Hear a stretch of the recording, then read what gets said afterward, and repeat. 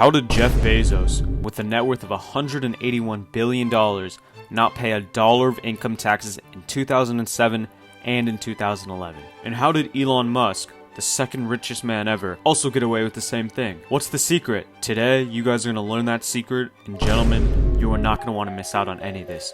So make sure you stay until the end. Now let's get started. The reality is that paying no income tax is not only very common, but it's also perfectly legal in many cases. And due to the American tax system, the higher your income, the less taxes that you actually pay.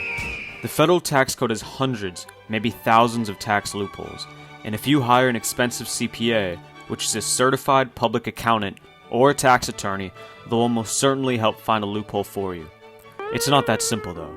Qualifying for one of those loopholes takes years of planning, which is why you should start planning right after this video. Now let's dive into some of these loopholes. An easy one that everyone is familiar with is offshore bank accounts. Most people think that this is an illegal form of tax evasion, but only if you do it wrong. Offshore banking is completely legal, but you have to do it right. And if you claim one of the many legitimate reasons for why you need to use offshore banking, it's all it really takes. Then all you have to do is comply with your home country's legal regulations, which you can follow and still get substantial tax breaks.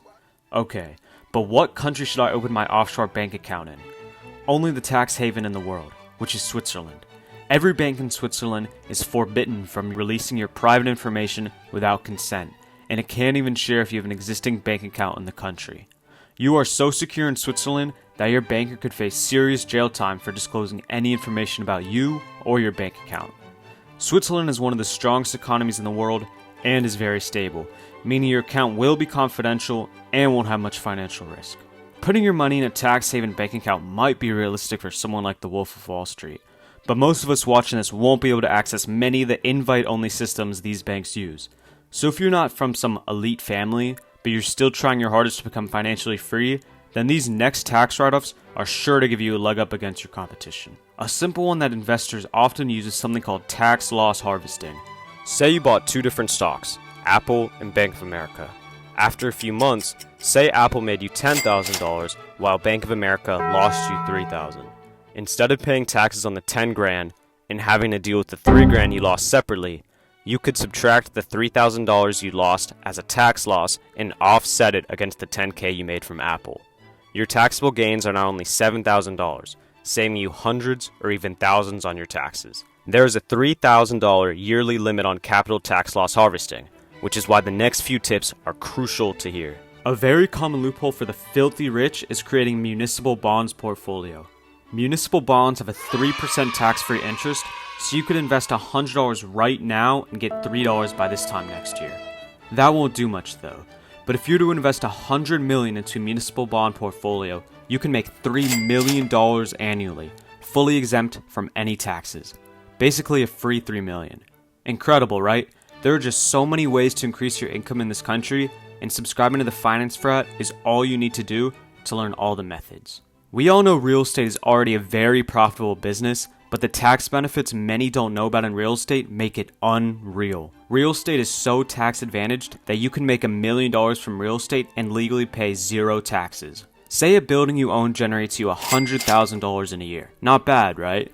Well, due to the modified accelerated cost recovery system, which is the depreciation system used for tax purposes in the US, you can claim that the building which generated the $100,000 actually lost value during the time it made you money. If you claim your building lost $100,000 of value, you can count it as a loss on your tax returns, virtually canceling out the $100,000 the building generated for you. This is likely how Trump managed to pay only $750 the year he became president back in 2016. His massive real estate empire technically loses value year after year as the buildings deteriorate and become outdated. And despite generating him many millions year after year, the depreciation cancels all of it out, allowing him to almost pay nothing in taxes, fully legally. Okay, let's get to loopholes that aren't just suitable for the very rich. If you work as a solo proprietor, as a member of a limited liability company, or are in a partnership, you're very lucky to have found this video. This very tip can save you thousands of dollars. All you have to do is claim the self-employment tax deduction while filling out your 1040 and report that income in the other taxes section. All the money you made now will be separated from the federal income tax. Here's an example. Say you're a freelancer making $100,000 a year.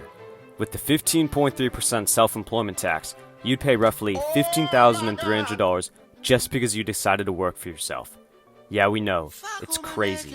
Remember when Americans used to revolt against taxes on little things, like stamps and tea, because we believed no taxation without representation? That's a story for another day. But back to the example. From that $15,300 you'd have to pay in taxes, you can luckily deduct 50% of it from your regular income taxes. This means that your taxable income would go from $100,000 to $92,350. It may not be zero in taxes, but an almost $8,000 deduction ain't too shabby in today's economy. To help us make higher quality videos, it'd mean the world if you join the Finance Frat by subscribing. You learn more about finance, our videos get better, it's a win-win. Or you could just stay financially stupid. It's your choice.